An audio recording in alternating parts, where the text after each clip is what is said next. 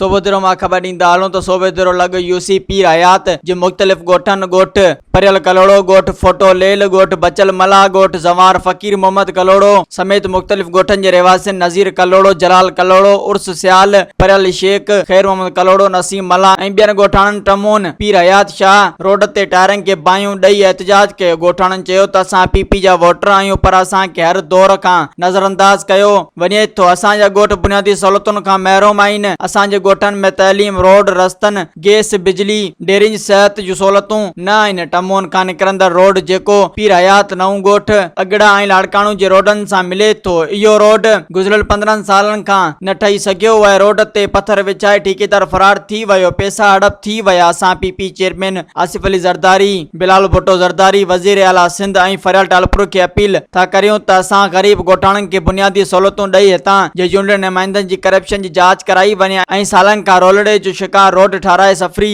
सहूलियतूं ॾियारे परेशानियुनि खां बचायो वञे। ॿी सूरत में सख़्त एहतजाज कयो वेंदो जेको मसला हल थियण ताईं जारी रहंदो। मज़ीद ख़बरनि ऐं तफ़सीलात लाइ विज़िट कयो असांजी वेबसाइट www.awamiNewsHD.com ऐं ॾिसंदा रहो अवामी न्यूज़ HD।